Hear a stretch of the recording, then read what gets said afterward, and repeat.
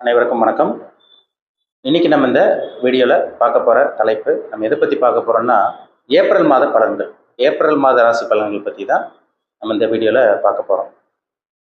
சிம்ம ராசி நேயர்களுக்கு இந்த மாதம் எப்படி இருக்குன்னு பார்க்கலாம். சரிங்க, உங்கள் ராசிக்கு 2ஆம் இடத்துல கேது கன்னி ராசியில் இருக்காங்க. ராசிக்கு 8ஆம் இடமான அஷ்டமஸ்தானத்தில் சூரியன், புதன், சுக்கிரன், சனி, ராகு 5 கிரகமும் 8ஆம் இடத்துல மீன ராசியில் சஞ்சரிச்சுட்டு இருக்காங்க. 10ஆம் இடத்துல குரு ரிஷப ராசியில் இருக்காரு. 11ஆம் இடத்துல செவ்வாய் மிதுன ராசியில் இருக்காங்க. இதுதான் ஏப்ரல் மாதம் 1ஆம் தேதிக்கு உண்டான கிரக நிலைகள். ஏப்ரல் மாதம் 3ஆம் தேதி செவ்வாயோட பயிற்சி நடக்கும். ஏப்ரல் மாதம் 7ஆம் தேதி புதன் வக்ர நிவர்த்தி ஆவார். ஏப்ரல் மாதம் 13ஆம் தேதி சுக்கிரன் வக்ர நிவர்த்தி ஆவார். ஏப்ரல் 14ஆம் தேதி சூரியனோட பயிற்சி நடக்கும். சிம்மராசினியர்களுக்கு இந்த மாதம் எப்படி இருக்குன்னு பார்த்துடலாம். ஏன்னா உங்களுக்கு அஷ்டம சனி ஆரம்பிச்சிருச்சு. ராசிக்கு 8ஆம் இடத்துல சனி வந்துட்டாரு. எப்படி இருக்குன்னு பார்ப்போம் இந்த மாதம். சரிங்களா, ஏப்ரல் மாதம் எப்படி இருக்குன்னு பார்க்கலாம். உங்கள் ராசிநாதன் ஃபஸ்ட்டு பார்க்கும்போது, நம்ம ராசி பலன் பார்க்கும்போது ராசிநாதன் தான் ஃபஸ்ட்டு பார்க்கணும். அவர் தான் முக்கியம். ராசிநாதன் தான் ஒரு முக்கியமான கிரகம். ஏன்னா உங்கள் மைண்டை குறிக்கிற கிரகம், உங்கள் உடலை குறிக்கிற கிரகம். இதெல்லாமே வந்து பார்த்தீங்கன்னா சந்திரன் தான். அப்போ சந்திரன் என்ற வீட்டதிபதி தான் ராசிநாதன். அப்போ சூரியன் நல்லா இருக்கணும் உங்களுக்கு. இப்போ வந்து சூரியன் பாருங்கள் 8ஆம் இடத்துல போய் மறைஞ்சு சனியோட ராகுவோட 5 கிரகம் அங்கே காம்பினேஷனில் இருக்குது.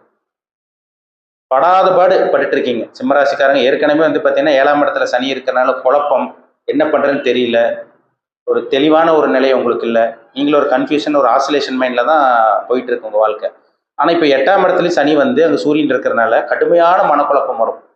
ஏப்ரல் மாதம் 1ஆம் தேதியிலிருந்து ஏப்ரல் 13ஆம் தேதி வரைக்குமே கிட்டத்தட்ட 13 நாட்கள் மனக்குழப்பம் இருக்கும், மன கஷ்டம் வரும். உங்களுக்கு ஸ்ட்ரெஸ்ஸில் இருப்பீங்க. வேலை பளு இருக்கும், உங்களுக்கு பிஸ்னஸ் வந்து சரியாக போகாது, ஏதோ ஒரு பிரச்சனை உங்களுக்கு கொடுத்துட்டே இருப்பாங்க, ஏதோ ஒன்று டார்ச்சர் அனுபவிக்கிற மாதிரி இருக்கும். ஆனால் இந்த மாதம் 14ஆம் தேதி சூரியனோட பயிற்சி நடக்குது. சூரியன் யாரு? உங்கள் ராசி அதிபதி. அவர் வந்து 9ஆம் இடமான பாகிஸ்தானத்தில் உச்சமாகிறார்.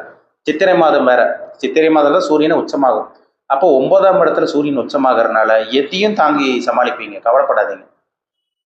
ஆரம்பத்தில் கொஞ்சம் குழப்பம் இருக்கும், கொஞ்சம் கஷ்டம் இருக்கும். என்னடா வாழ்க்கை இப்படியே போயிட்டு இருக்கு, என்னடா பண்ணுறது, என்னதான் பண்ணுறது, பண கஷ்டம் இருக்குது, மனசில் நிம்மதி இல்லை, குடும்பத்தில் பிரச்சனை வேற, அப்படி இப்படின்னெல்லாம் இருந்தால் கூட உங்களுக்கு ஏப்ரல் மாதம் 14ஆம் தேதிக்கு அப்புறம் அப்படியே கொஞ்சம் கொஞ்சமாக படிப்படியாக வெளியே வருவீங்க. இந்த மாதம் ஆரம்ப பகுதி கொஞ்சம் சிரமமாக தான் இருக்கும், கொஞ்சம் கஷ்டப்படுற மாதிரி தான் வரும். உடல் ஆரோக்கியத்தில் பிரச்சனை, மனக்குழப்பம் எல்லாமே வரும். ஆனால் 14ஆம் தேதியிலிருந்து கொஞ்சம் கொஞ்சமாக வெளியே வரதை உங்களால் பார்க்க முடியும். ராசிநாதன் பலமாகிறார், உங்கள் மைண்டு ஸ்டெடியாகும், உங்கள் எண்ணங்கள் சிந்தனைகள் ஸ்டெடியாக இருக்கும், கரெக்டான விஷயங்கள் ஃபோக்கஸ் பண்ணுவீங்க.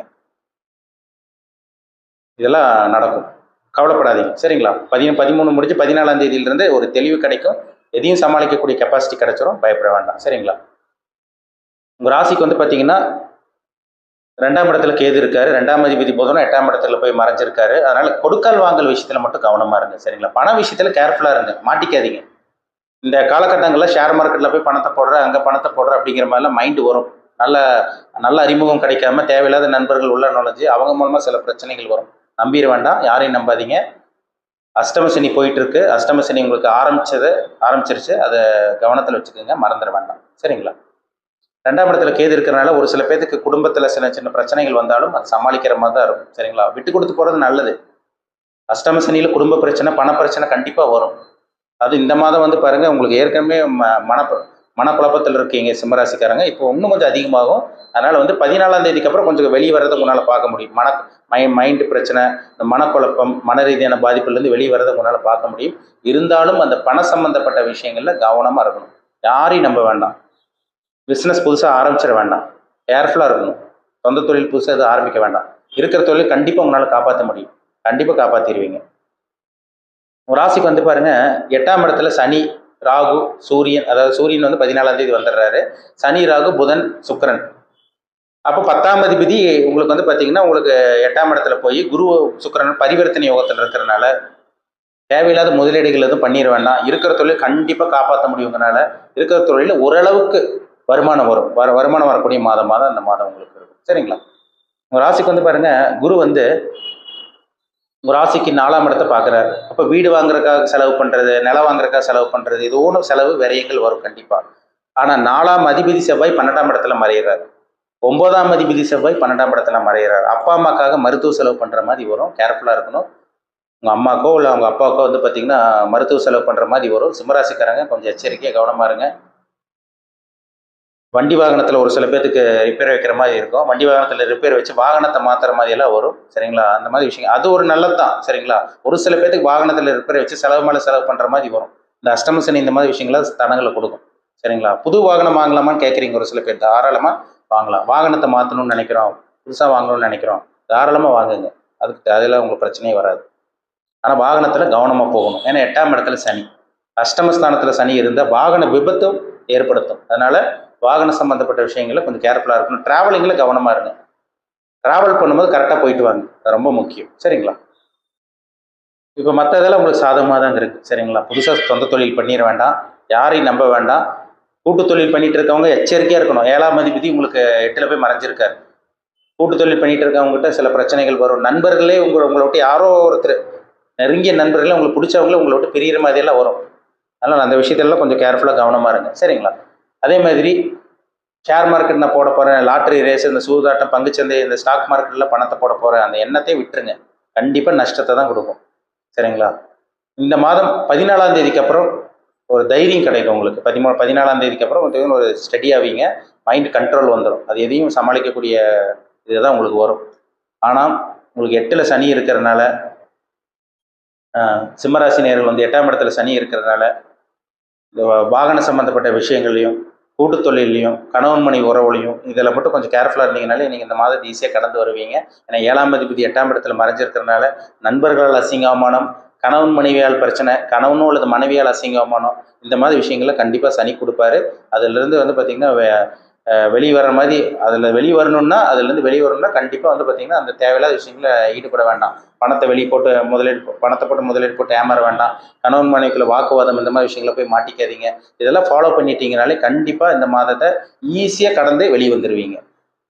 14ஆம் தேதிக்கு அப்புறம் தான் கொஞ்சம் மாற்றம் கிடைக்கும். 13 வரைக்குமே கொஞ்சம் சிரமம் இருக்கும் தான். 13ஆம் தேதி வரைக்குமே கொஞ்சம் ஏதோ நம்மளை போட்டு அழுத்துற மாதிரி இருக்கும். கொஞ்சம் மன உளைச்சல், தடங்கள் இதெல்லாம் வரும். ஆனால் 14ஆம் தேதிக்கு அப்புறம் கண்டிப்பாக சிம்மராசிக்காரங்க கொஞ்சம் சமாளித்து வெளியே வந்துடுவீங்க. அதில் சந்தேகமே கிடையாது. இப்போ ஜாதகத்தில் என்ன தசாபுத்தி போயிட்டு இருக்குன்னு பாருங்கள். யோகமான தசாபுத்தி, நல்லா உங்களுக்கு சாதகமான கிரகங்களோட தசாபுத்தி நடந்துச்சுன்னா கண்டிப்பாக தப்பிச்சிருவீங்க, அதில் சந்தேகமே கிடையாது. இப்போ நீங்கள் பார்த்தது எல்லாமே பொதுவான பலன், ஏப்ரல் மாத ராசி பலன் பார்த்தோம். இது ஒரு ஜென்ரல் ப்ரெடிக்ஷன் தான், பொதுவான பலன் தான் பார்த்தோம், சரிங்களா? அதாவது ராசிங்கிறது வந்து பார்த்தீங்கன்னா உடல், சந்திரனை வச்சு நம்ம பார்க்குறோம். ராசி பலன் வந்து பார்த்தீங்கன்னா சந்திரனை வச்சு பார்க்குறோம். சந்திரனுங்கிறது மைண்டு, எண்ணம், புத்தி, சிந்தனை. என்ன யோசிக்கிறீங்க, என்ன நினைக்கிறீங்க, உங்கள் விருப்பம் என்ன, உங்கள் ஆசை என்ன, இதெல்லாமே வந்து பார்த்தீங்கன்னா சந்திரன் தான். உடலை குறிக்கிற கிரகம் சந்திரன். ஆனால் லக்னம்ங்கிறது வேற. லக்னம்ங்கிறது விதி, கொடுப்பனை. இந்த பிறவியில் என்னென்ன அனுபவிக்கணும், என்னென்ன நல்லது கெட்டது பார்க்கணும், கர்மா என்ன, நல்ல கர்மாவில் பிறந்திருக்கீங்களா, கெட்ட கர்மாவில் பிறந்திருக்கீங்களா, இது எல்லாமே அவங்கவுங்க பிறப்பு ஜாதகம், ஜனன ஜாதகத்தை பார்த்தா தான் நம்ம டீப்பாக சொல்ல முடியும், சரிங்களா? எல்லா மனிதர்களும் ஏதோ ஒரு கர்மாவை அனுபவிக்க தான் பிறந்திருக்கோம். அது நல்ல கர்மாவாக இருந்தாலும் சரி, கெட்ட கர்மாவாக இருந்தாலும் சரி. எல்லாத்துக்கும் திறமை இருக்குன்னு சொல்லிட முடியாது, திறமை இல்லைன்னு சொல்ல முடியாது. திறமை இருக்கிறவங்க வந்து பார்த்தீங்கன்னா ஜெயிக்கிறது கிடையாது. திறமை இல்லாதவங்க, அறிவு இல்லாதவங்க தோக்குறதும் கிடையாது. அதுதான் நேரங்காலங்கிறது. திறமை இருக்கிறவங்க தோத்து போவாங்க, திறமை இல்லாதவங்க ஜெயிப்பாங்க. அதுதான் நேரங்காலம். இது வந்து ஜனன ஜாதகத்தில் லக்னத்தை வச்சு கண்டுபிடிக்க முடியும். என்ன லக்னம், லக்னாதிபதியோட வலு என்ன. இப்போ லக்னாதிபதி வலுத்துட்டா ஜாதகர் பவர்ஃபுல்லாக ஸ்ட்ராங்காக இருக்காருன்னு அர்த்தம். லக்னாதிபதி தான் ஜாதகர், அவரோட விதி, அவரோட கொடுப்பனை என்ன, அந்த கிடைக்கக்கூடிய பாசிட்டிவ் நெகட்டிவிட்டி ஜாதகர் வந்து முழுசாக அனுபவிக்கிறாரா, இல்லை யோகங்களை அனுபவிக்க முடியாதா, இதெல்லாமே லக்னாதிபதி நிலைமை வச்சு, லக்னம் லக்னாதிபதி நிலைமை வச்சு தான் சொல்ல முடியும். ராசிங்கிறது மைண்டு, ஜாதகரோட மைண்ட் எப்படி இருக்கு, அவரோட மைண்ட் எப்படி இருக்கு, நல்ல சிந்தனைகள் இருக்கா, கெட்ட சிந்தனைகள் இருக்கா, அவர் அடிக்கடி மனக்குழப்பம் அவருக்கு வருமா, சைக்காட்டிக் ப்ராப்ளம் வருமா, மன ரீதியான பாதிப்பு வருமா, இல்லை மைண்ட் ஸ்டெடியான ஆளா, தெளிவான ஆளா, இதெல்லாமே சந்திரனை வச்சு சொல்ல முடியும். அவங்க உடல் அமைப்பு எப்படி, இதெல்லாமே வந்து பார்த்தீங்கன்னா சந்திரனை வச்சு சொல்கிறோம். அப்போ லக்னம்ங்கிறது உயிருங்க. அப்போ உடலும் உயிரும் சேர்ந்தாதான் ஒரு மனுஷன் வந்து வாழ முடியுது. அப்போ லக்னாதிபதி முக்கியம், ராசி அதிபதி முக்கியம். முக்கியமாக சொல்ல போனால் நடக்கக்கூடிய தசாபுத்தி முக்கியம். தசாபுத்தி ஒரு மனுஷனை ஆட்டி படைக்கிறதே கிரகங்கள் தான், நவகிரகங்கள் தான்.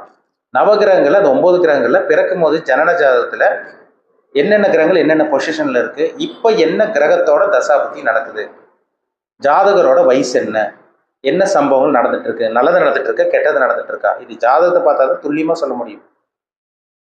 வீடு வாகனம் வாங்க முடியுமா, நிலம் வாங்க முடியுமா, படிக்கக்கூடிய மாணவர்களுக்கு எப்படி இருக்கும், படிப்பு பிரேக் ஆகுமா, இல்லை உயர்கல்வி படிக்கலாமா, கண்டினியூ பண்ணலாமா, கவர்மெண்ட் ஜாப் கிடைக்குமா கிடைக்காதா, திருமணம் எப்போ நடக்கும், புத்திர பாக்கியம், நல்ல வேலை வாய்ப்பு, இல்லை வேலைக்கு தான் போகணுமா, இல்லை சொந்த தொழில் பண்ணலாமா, இல்லை அப்ராட் போய் செட்டில் ஆகலாமா, இல்லை கடைசி வரைக்கும் உள்நாட்டில் தான் செட்டில் ஆக முடியுமா, நல்ல நேரம் எப்போ கெட்ட நேரம் எப்போ, இது எல்லாமே அவங்கவங்க பிறப்பு ஜாதகத்தை பார்த்தா தான் அக்யூரேட்டாக சொல்ல முடியும். சரிங்களா?